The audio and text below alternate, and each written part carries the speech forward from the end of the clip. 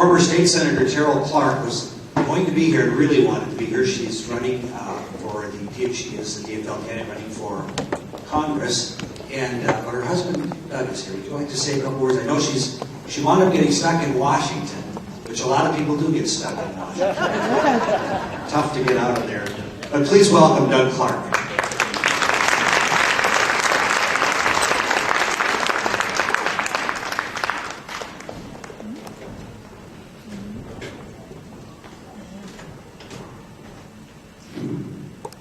Thank you. Carol actually wanted me to just say a few things. She was very honored that she was asked to speak today, and she wasn't able to be here. As Mark said, she got stuck in Washington. And also, I talked with Representative Larry Haws, who was also out of state and wasn't able to be here. And both Terrell and Larry got to know Larry during the years that they served together at the state legislature. And it's always been, it's hard to describe how much that meant to Terrell and Larry to get to know them, and for a few years to be drawn into the day-to-day of Larry Hawes' life. That Terrell got to be an elf at when Larry was Santa Claus. Terrell got to go door knocking with Larry when he went and talked to voters. And to answer Christy Marone's question, I guarantee you he was most enthused about talking to the people who didn't vote for him. To try to get them all. Because for Larry, everybody who wasn't voting for him, that was a loss. And he had to bring that into being a victory. Terrell also asked me to do something which I'm extraordinarily hesitant to do, tell a story that Larry told, knowing that I can't tell it as well as Larry did. But it was a story I'm sure just about everybody in the room has heard this story about the time when Larry was at home and he got a call from a mother whose daughter had lost a Super Bowl in the wading pool at Seabrook Apartment. And as somebody else had said, they were surprised that Larry answered the phone, and it said Larry Haws, and the mother explained that the daughter had a crystal clear Super Bowl, had been playing with it at the wading pool, and had dropped it in the pool and couldn't find it, not surprisingly. And that Larry, or that she just wanted that when they drained the pool for the end of the year, if they found the Super Bowl, to please bring it back. Well, Larry didn't leave it at that. Larry went over there.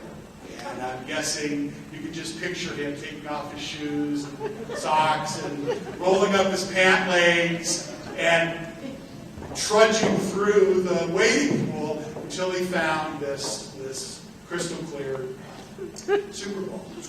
And he told that, where he told that story, he told it over and over again, is at places he was with my wife, Carol, and with Larry Haws, that he had to sit through so many meetings. There were just times he had to get something done. And that was the purpose behind the story. He had to get something done.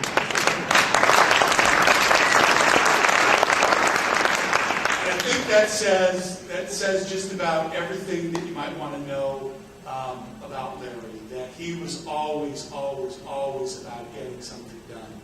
I know Terrell and Larry often would tell stories about when they were together with Larry, that whenever he always struck the right note. When they were talking and nothing was happening, which surprisingly occasionally happens in the Capitol.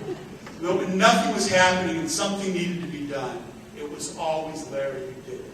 Whether it was getting mad, whether it was telling a joke, whether it was drawing somebody in who was on the other side and needed to be drawn in, it was always Larry who struck the right tone to do that. And Terrell and Larry always appreciated that, and quite frankly, they were just in awe of his ability to do it. The last thing that I think Terrell wanted me to talk about was kind of a challenge. I think Larry probably directed this challenge at many of the people who are sitting in this room or were able to come at different points. one of the last times Terrell got to visit Larry, as Pat was saying, Larry did all the talking. Larry was talking about the list.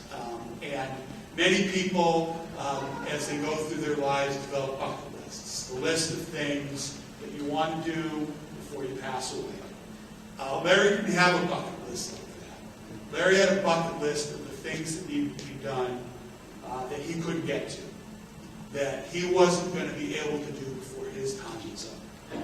And he was giving Terrell a bucket list of things that she needed to do, that fights that still needed to be fought, that challenges that still needed to be addressed, that injustices that still needed to be righted. And I'm guessing over the next few months and years, each of us are going to hear about those things, hear about the challenges that Larry's wasn't able to get to, that still needed to be done. And then to end, I just want to share sort of a personal observation. I got many opportunities to watch Terrell and Larry interact with each other and do things. Had many opportunities at the end of Terrell's day or Larry Haws's day to hear stories about what had gone on and stories about involving Larry. And the thing I always noticed, and the thing I'm noticing as we're here today, every story with Larry ends with people smiling. And I can't think of a better legacy for any human being to have. Thank you so much for coming out. Thank you so much for your willingness to share.